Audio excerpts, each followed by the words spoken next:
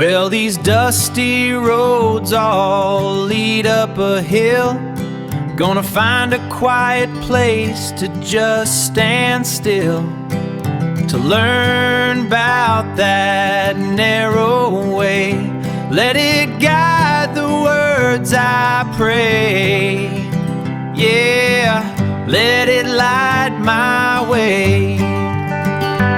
My name is Phil. I am the Rector of Draycote and Valley Benefice. And this is a podcast that we created for the summer where myself and the rest of the ministry team are having a little look at the Sermon on the Mount to see what it says to us. So we're going to begin just by going around the room and seeing who else is here with me. I'm Karen. I'm Barbara. So it's just the three of us, and what we're going to do is we're going to read through chunks of the Sermon on the Mount, which you'll find in Matthew 5 through to Matthew 7. And we're just going to chat about what strikes us and what pops out. So we're going to start by asking Karen to read our first chunk for us. Now when he saw the crowds, he went up on a mountainside and sat down. His disciples came to him, and he began to teach them, saying, Blessed are the poor in spirit, for theirs is the kingdom of heaven. Blessed are those who mourn, for they will be comforted. Blessed are the meek, for they will inherit the earth. Blessed are those who hunger and thirst for righteousness, for they will be filled. Blessed are the merciful, for they will be shown mercy. Blessed are the pure in heart, for they will see God. Blessed are the peacemakers, for they will be called sons of God. Blessed are those who are persecuted because of righteousness, for theirs is the kingdom of heaven. Blessed are you when people insult you, persecute you, and falsely say all kinds of evil against you because of me. Rejoice and be glad, because great is your reward in heaven, for in the same way they persecuted the prophets who were before you. Brilliant. Well done. Anything jump out at you from there? Well, in the KJV version, verse 11, it says, Blessed are you when men shall revile you. So that's a bit of a twist, isn't it? Yes. Yes. So women presumably don't revile people, just the men. And also it says here for, I've lost it again. They shall be filled from hunger and thirst, and they will be, not they shall be, comforted. So it's just a slight twist on the way the Bible is altered in various translations. So shall and will, they're both future tense, but they're also kind of certain tense. That's the thing, certain tense. Yeah. But it's not, they might be, or hopefully they will be. They definitely will be. I think the first verse as well, he went up to the mountain, and when he was sat, the disciples came to him. So they waited till he was sitting down, presumably, to start teaching. And then they came around and presumably sat also and listened. But is that a sign of authority or meekness that somebody sits before they talk or teach? Well, it's unusual because in the Jewish synagogue, they would be standing up to teach, wouldn't they? Yeah. You wouldn't teach sitting down. No. So this is different, isn't it? It is. Because he says, blessed are the meek. So maybe he was being meek by He's humble. sitting down, humbled himself. So which reckons, maybe when he saw the crowds, he went up on a mountainside and sat down. So it makes it sound like he saw the crowds, thought, I'm off. I'm off in mountain. And then his disciples came to him. So it's almost like he ran away from them up the mountain, and the disciples after him. Because in the KJV version it says, and seeing the multitudes, he went up on a mountain. So that's a similar thing, isn't it? I don't see him as running away from them, though. I think he went up on the mountainside so they could see him and they could hear him. So the mountainside was almost like his pulpit. If you like. Yeah.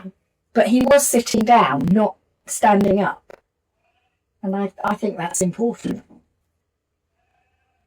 It's interesting, yeah, because you can read it either way. He'll either gone up the mountain to project his voice, or he's seen this big multitudes and gone up the mountain and has just got his inner circle around him. There is so much blessing in the whole of that. Yeah. It's really encouraging, isn't it? There's some big asks in it, though, aren't there? Yes. I mean, those are the peacemakers. What a hard job they've got. Exactly. I mean, whether it's just a peacemaker in family arguments or whether it's world peace, it's a massive big ask. It is. But it's a rule for life as well, isn't it, really? The whole of the Sermon on the Mount is about how we should be living. It is. I wonder when I looked at this before, blessed are the pure in heart, what exactly does that mean? Being pure in heart. Does it mean just being really kind and nice all the time? Or does it mean just being kind and nice when you feel like it? I don't know. Or does it mean following Jesus more closely? Yeah. And trying to live the way he's telling us in this? Because, further on in the Sermon on the Mount, he's in a way, he sounds like he's contradicting some of what's written in the Old Testament. But he's not actually contradicting it. He's adding to it to explain why it's important to follow Jesus rather than just stick to the rules. Yeah. And to really believe that it's important rather than doing it for show. That's true. Yeah. I think that's really important, actually, because pure in heart is actually where's your heart orientated. Exactly. It's actually saying if your heart is orientated in the right way, then you will see God. Exactly. So yes, and as we go through, as we see this sermon that kind of unpacks over 2 chapters, this is the introduction to the sermon, isn't it? So he's kind of putting some little themes that he'll come back to later. I think, as Bob was saying, actually, this is quite a big ask here, which I think kind of links into the fact that actually he's talking to his disciples. So he's talking to not just passing bystanders who may or may not be interested. There's an assumption here that he's talking to those that are bought into this. Yes, and at the very end, he says, if you do all of this, great is your reward in heaven. So you're not getting a lot out of life sometimes. But just hang on in there. Yes. And you'll be rewarded. And when you think about the experiences of the early church, there's a lot of overlap here because they were persecuted. Yes. Yes. And reviled. And they mourned a lot. They did. And actually maybe they were accused of being poor in spirit because they weren't following the Jewish things. Actually maybe that was an accusation that was made against them. And actually, they kind of used meekness as their tool for spreading the gospel, didn't they? They weren't, they spoke quite boldly at times, but they didn't push themselves forward. It was always pushing Jesus forward. It's quite a big contradiction, isn't it, being meek and preaching the gospel? Yes. You can't really preach the gospel properly if you're too meek and mild. Sometimes you've got to get out there and come out your comfort zone. But you can preach the gospel without even opening your mouth, can't you? You can. It's about how you live and how you relate to other people. It is. And meekness, I think, can be very important in relationships. It was said, Thomas Aquinas, preach the gospel at all times, if necessary, use words. Yes. So isn't that meekness? It kind of makes me think a little bit of John the Baptist, because he's not the first person you think of when you think of meekness. He was quite a forceful, powerful person. But then, what was it? He said, well, Jesus came along, actually, now I must be less So he is more. So maybe that's the model for meekness. It's not about being meek and mild. It's about being not pushing yourself forward, kind of pointing to Jesus instead. Yes, that's a good point. Well, he was fairly meek, wasn't he? Disappearing into the desert for 40 days and living on next to nothing. Mm. That was that was fairly meek. Yeah, actually, I've come not to be served, but to serve. Yeah. Actually, Jesus does model meekness, doesn't he? He does, yes. Whilst at the same time being the Son of God, the all-powerful creator of the universe. It's just a weird juxtaposition to kind of hold together. It is. It is. So when we look at these Beatitudes, as we call them, and the blessed, blessed, blessed, blessed, do we think this is more encouragement or more challenge? It's both. But I think encouragement comes out stronger to me. But it is a challenge. Definitely. It is, yeah. Yeah. Well, sometimes you don't always want to be blessed.